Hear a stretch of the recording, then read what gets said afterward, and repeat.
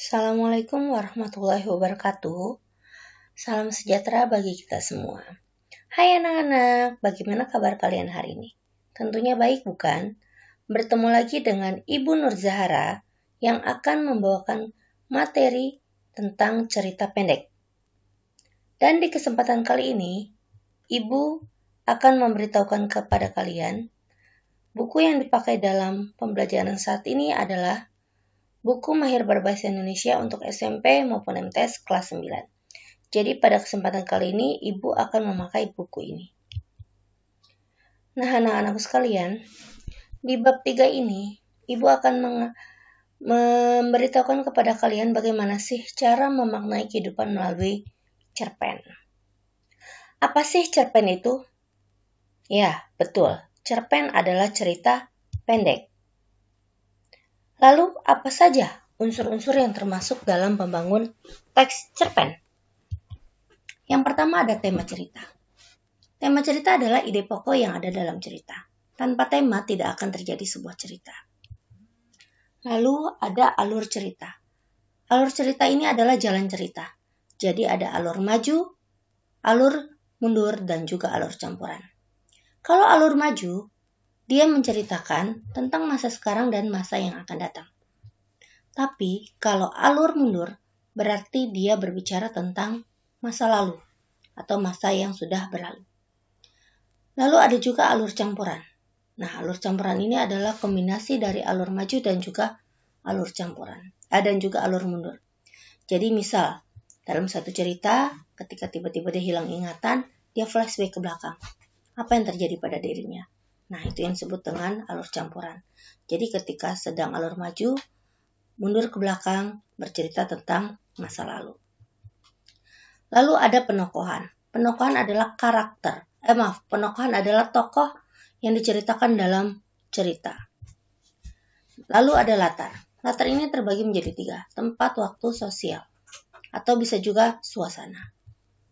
Lalu ada sudut pandang. Sudut pandang yaitu cara pengarang menempatkan posisi dalam ceritanya. Nah, anak-anakku sekalian, sekarang kita akan belajar apa sih struktur cerpen itu. Yang pertama ada orientasi. Orientasi adalah pengenalan tokoh dan latar cerita. Lalu yang kedua ada komplikasi, yaitu tahap penjalinan konflik dimulai dari munculnya konflik, peningkatan konflik hingga konflik memuncak atau yang biasa dikenal dengan klimaks.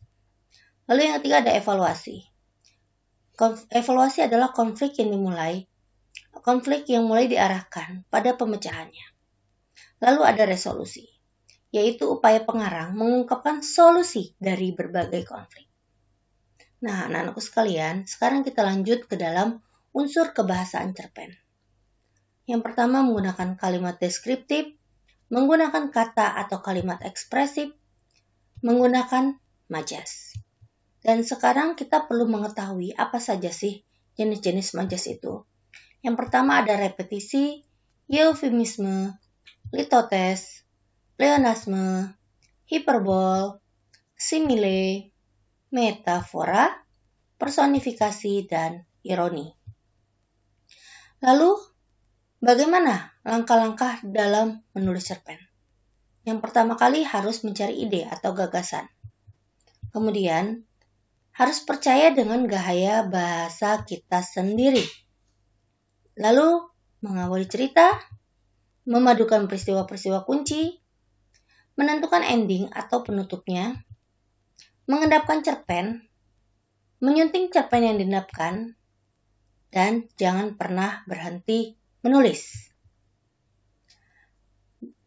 Anak-anakku sekalian, sekarang kita perhatikan cara-cara bagaimana sih membangun karakter tokoh itu. Bisa terlihat dari ucapan-ucapan tokohnya, pemberian namanya, deskripsi yang disampaikan penulis, dan juga pendapat dari tokoh-tokoh lain. Dan sikap atau reaksi tokoh terhadap kejadian tertentu. Nah, anak-anak sekalian, kalian tahu tidak perbedaan antara menelaah dengan merevisi? Menelaah artinya membaca dan mengkaji dengan seksama. Sedangkan merevisi artinya memperbaiki bagian-bagian yang salah berdasarkan telaah sebelumnya. Lalu, hal-hal yang diperhatikan dalam menelaah dan merevisi, kita harus kenal dengan logika ceritanya. Kita harus memahami logika ceritanya. Dan kita juga harus bisa mengenal konflik ceritanya. Kita harus bisa memahami struktur kalimatnya. Kita harus bisa mengerti ketepatan ejaannya dan bagaimana penggunaan majasnya.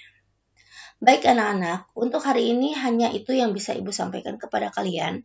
Dan sebelum kita tutup hari ini, kita sama-sama membaca lafaz hamdalah ya. Alhamdulillahirrabbilalamin. Baik anak-anak, terima kasih. Kurang lebihnya mohon maaf. Wabillahi taufiq wal hidayah. Wassalamualaikum warahmatullahi wabarakatuh.